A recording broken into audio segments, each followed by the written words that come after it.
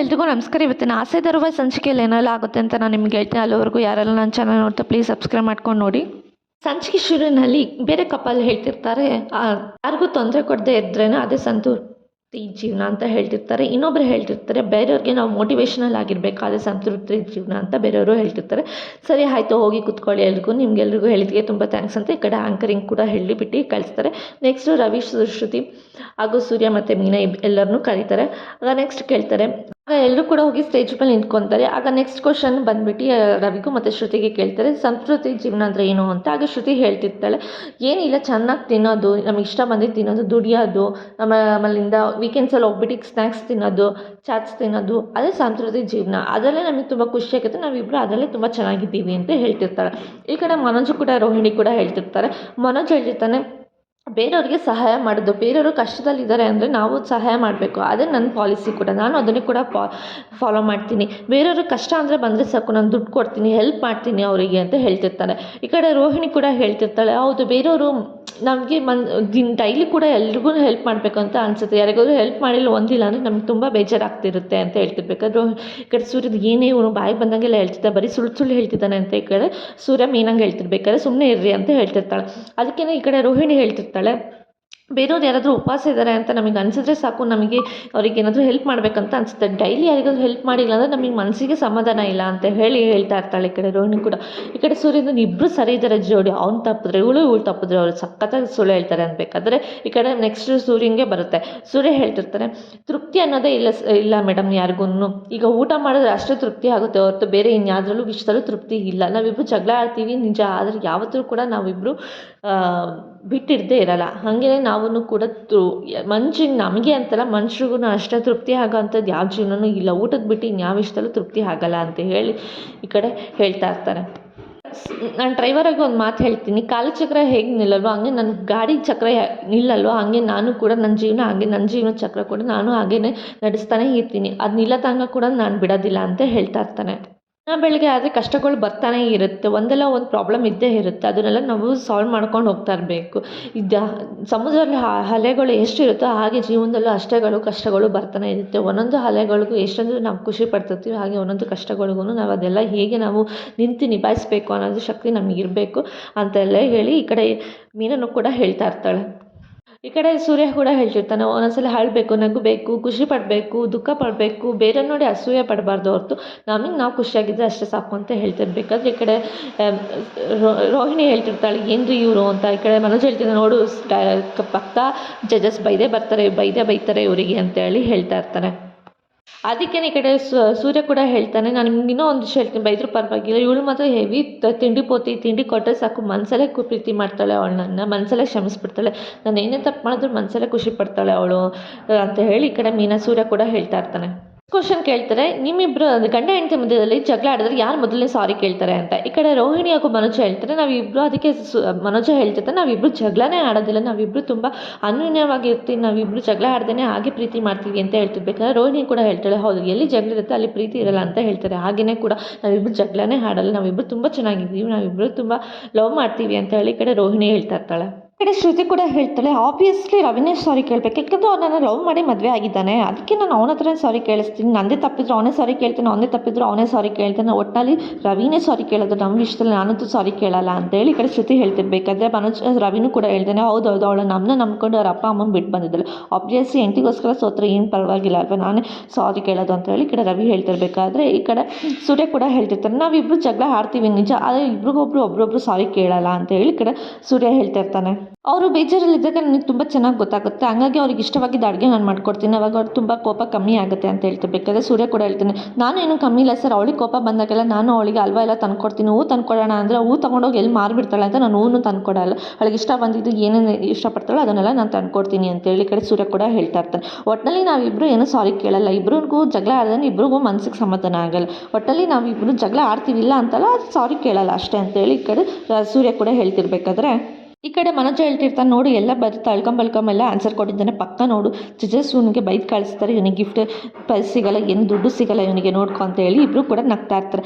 ಈ ಕಡೆ ಆಂಕರಿಂಗ್ ಇದ್ದವರು, ಸರಿ ಆಯ್ತು ಇವತ್ತಿನ ಪ್ರೋಗ್ರಾಮ್ ಅಂದರೆ ಇವತ್ತಿನ ರೌಂಡ್ ಇಲ್ಲಿಗೆ ಮುಕ್ತಾಯ ಆಯಿತು, ಇವಾಗ ಹೋಗಿ ನೀವು ಕೂತ್ಕೊಳ್ಳಿ, ಜಡ್ಜಸ್ಸಿಗೆ ಬಿಟ್ಟಿದ್ದು, ಜಡ್ಜಸ್ ಯಾರಿಗೆ ಫಸ್ಟ್ ಪ್ರೈಸ್ ಬಂದಿದೆ ಅಂತ ಅವ್ರು ಕೂಡ ಅನೌನ್ಸ್ ಮಾಡ್ತಾರೆ, ನೀವೆಲ್ಲ ಖುಷಿಯಾಗಿರಿ, ಆಲ್ ದ ಬೆಸ್ಟ್ ಅಂತ ಹೇಳಿ ಕಳಿಸ್ತಾರೆ.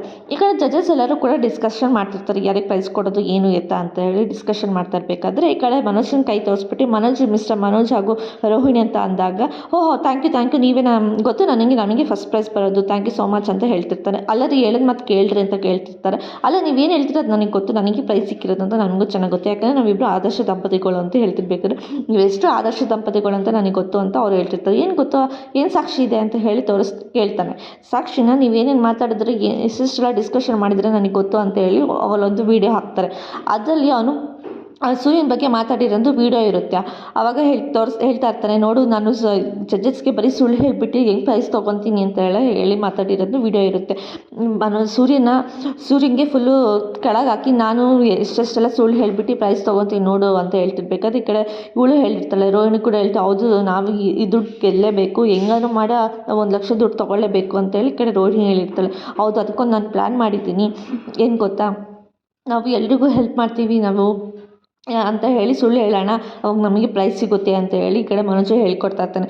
ಸರಿ ಹಾಗೆ ಹೇಳೋಣ ಅಂತ ಹೇಳಿ ಈ ಕಡೆ ರೋಹಿಣಿ ಕೂಡ ಹೇಳಿರ್ತಾಳೆ. ಸರಿ ಆಯಿತು ಅಂತ ಹೇಳಿರ್ಬೇಕಾದ್ರೆ ಈ ಕಡೆ ಆ ವಿಷಯ ಕೇಳಿಸ್ಕೊಂಡಿದ್ದು ಸೂರ್ಯ ಮತ್ತು ಮೀನಾ. ಸೂರ್ಯನಿಗೆ ತುಂಬ ಕೋಪ ಬರುತ್ತೆ, ಏನೋ ನನ್ನ ಬಗ್ಗೆ ಎಲ್ಲ ಮಾತಾಡಿದ್ದೆ, ನಾನು ಅಮ್ಮನ ಕಂಡು ಇಷ್ಟ ಇಲ್ಲ ಅಂತ ನಾನು ಹಿಂಗೆ ಹೇಳ್ತೀನಿ ಅಂತ ಹೇಳಿ ಹೇಳ್ತಾ ಇರ್ತಾನೆ.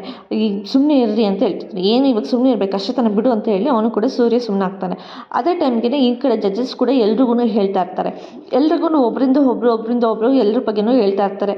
ಅದೇ ಟೈಮ್ಗೆ ಜಡ್ಜಸ್ ಹೇಳ್ತಾ ಇರ್ತಾರೆ ಬೇರೆ ಕಪಲ್ಸ್ಗೆ, ದಿವ್ಯಾ ಹಾಗೂ ಲೋಕೇಶ್ ಅವ್ರು ನಿಮ್ಮ ಕಪಲ್ಸ್ಗೆ ನೀವಿಬ್ಬರು ತುಂಬ ಅಂಡರ್ಸ್ಟ್ಯಾಂಡಿಂಗಲ್ಲಿ ಇರಬೇಕು ಅಂತ ಹೇಳ್ತಾರೆ. ಇನ್ನೊಬ್ಬರು ಕಪಲ್ಗೆ ಹೇಳ್ತಾ ಇರ್ತಾರೆ, ನೀವಿಬ್ಬರು ತುಂಬ ನೀವೇನೋ ಏನೋ ಕಾಂಪಿಟೇಷನ್ ಗೆಲ್ಲಬೇಕಂತ ಬಂದಿದ್ದೀರಾ ಹೊರತು ನಿಮ್ಮಿಬ್ಬರು ಮಧ್ಯದಲ್ಲಿ ಅಂಡರ್ಸ್ಟ್ಯಾಂಡಿಂಗ್ ಇಲ್ಲ ಅಂತ ಹೇಳಿ ಇನ್ನೊಂದು ಕಪಲ್ಸ್ಗೆ ಹೇಳ್ತಾ ಇರ್ತಾರೆ.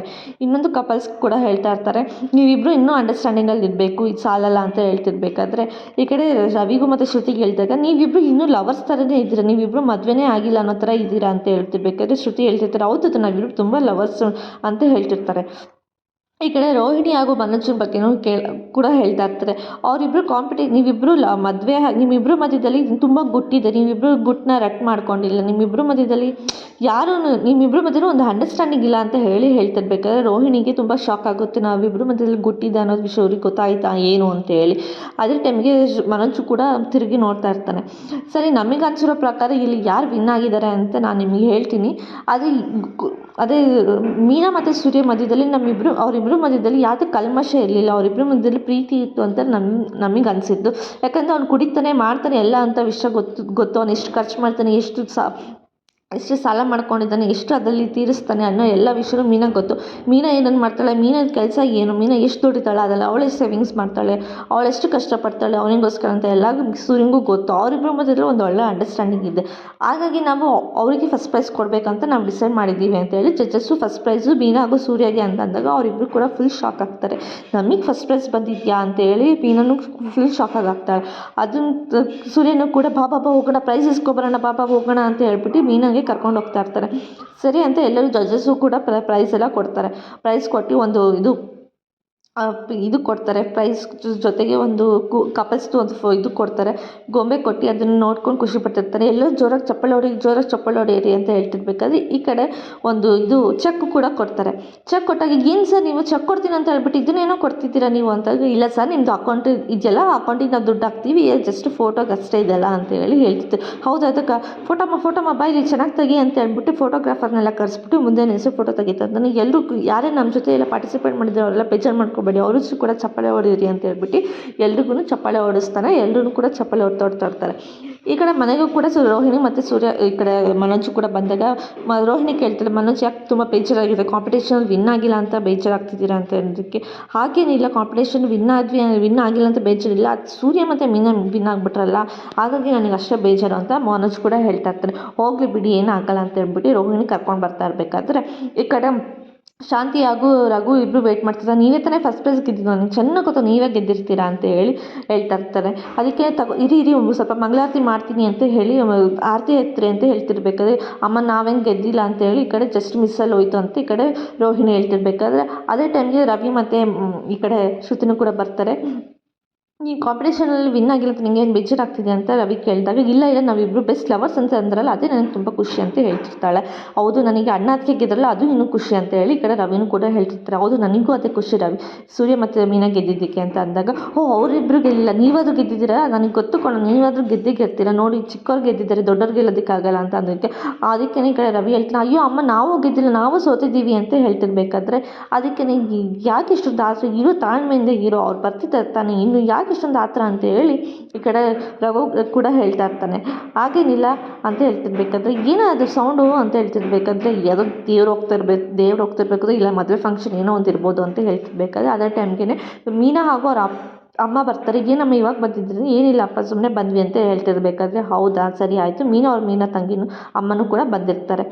ಅದಕ್ಕೆ ಏನೋ ಫಂಕ್ಷನ್ ಬರ್ತಿದೆ, ಏನೋ ತಮಟೆ ಸೌಂಡ್ ಬರ್ತಿದ್ದಿಲ್ಲ, ಏನು ಬರ್ತಿದೆ ಅಂತ ಕೇಳ್ತಾ ಇರ್ತಾನೆ ಅವನು ಕೂಡ.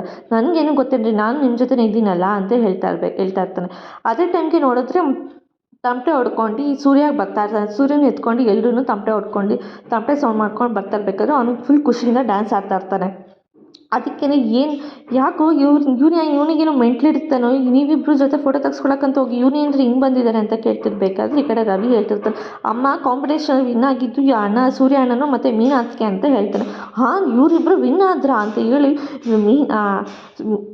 ಇವಳಿಗೆ ಶಾಂತಿಗೆ ಫುಲ್ ಶಾಕ್ ಆಗುತ್ತೆ. ಇವತ್ತಿನ ಸಂಚಿಕೆಯಲ್ಲಿ ಮುಗ್ತಾಯಿತ್ತು, ನಾಳೆಯ ಸಂಚಿಕೆಯಲ್ಲಿ ಏನಾಯಿತು ಅಂತ ಹೇಳಿದ್ರೆ ಅವರಿಗೂ take care, bye bye, thanks for watching.